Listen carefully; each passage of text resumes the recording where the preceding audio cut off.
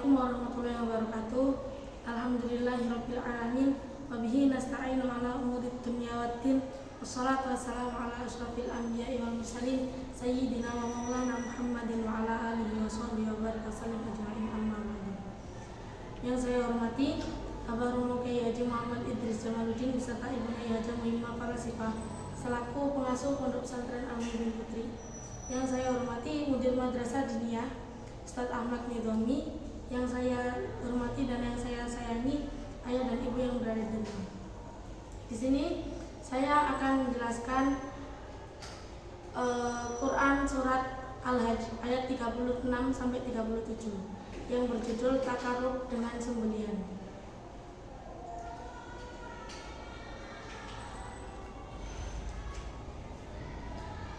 Takarrub dengan sembelihan.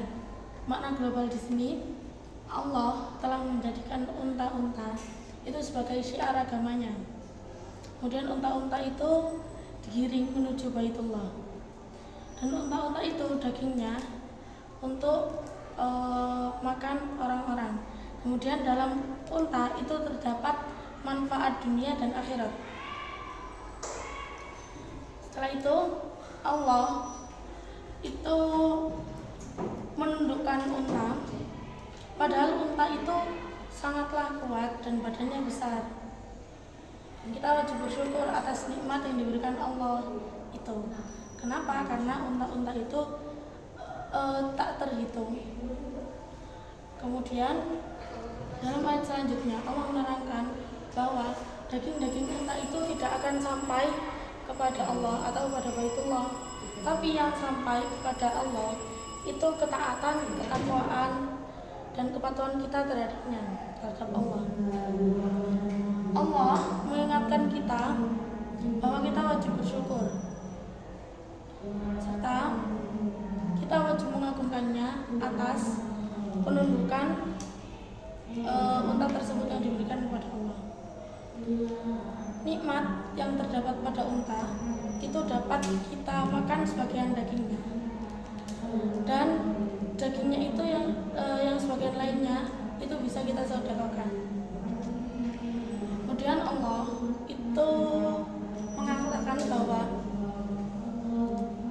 kita harus menyebarkan berita gembira atas nikmat yang diberikan Allah. Dan mata syirik, apakah yang dimaksud butnah itu? Butnah itu unta atau sapi. Para ulama sepakat bahwa al-butnah itu semua jenis unta. Kemudian Imam Hanafi, Imam Atok, dan Sa'id bin Musayyab mengatakan bahwa al-butnah itu satu kata yang mempunyai dua makna, yakni unta dan sapi. Yang selanjutnya Imam Syafi'i dan Imam Mujahid itu mengatakan bahwa al-butnah itu hanyalah unta.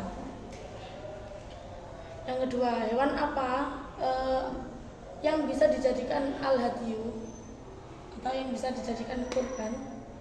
Para ulama sepakat bahwa al-hadyu yang dimaksud itu adalah hewan ternak seperti unta, sapi, biri-biri, dan kambing kacang. Nah, manakah di antara mereka yang lebih utama?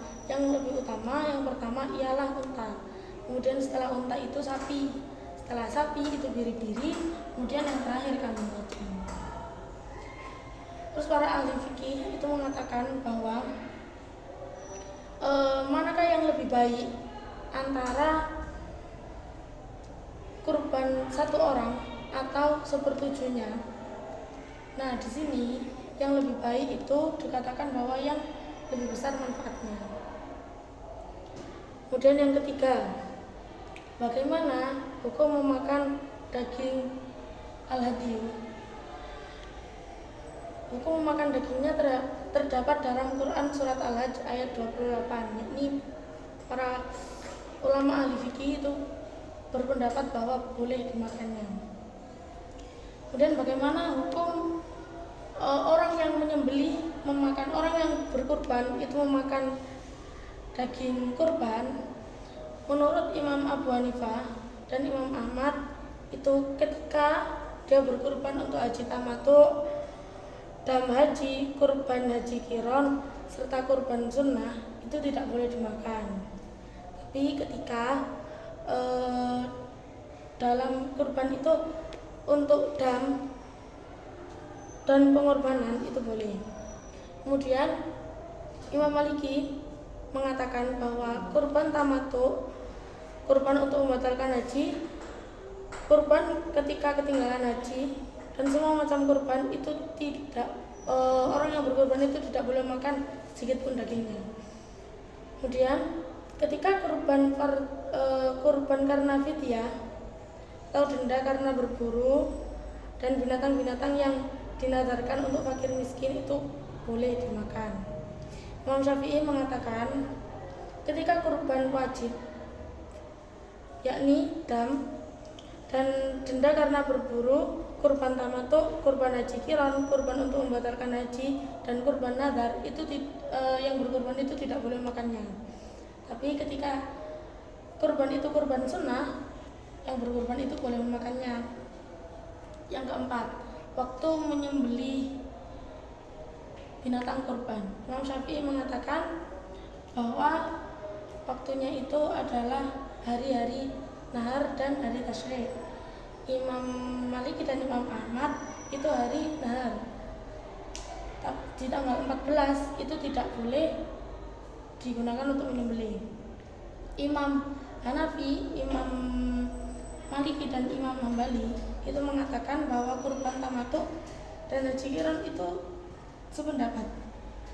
Tapi kurban nadar, kurban kafarat, kurban sunnah itu boleh berkurban kapan saja, waktunya itu boleh kapan saja. Terus Imam Nawawi itu waktunya itu ketika hari nahar sampai akhir Dzulhijjah. Tempat untuk menyembelihnya itu di tanah haram, dan ini diterangkan pada Quran surat Al-Maidah ayat 95 dan Quran surat Al-Baqarah ayat 96. Perlu diingat bahwa kurban di tanah haram itu hanya untuk orang yang berhaji. Jika orang yang tidak haji boleh dimanapun.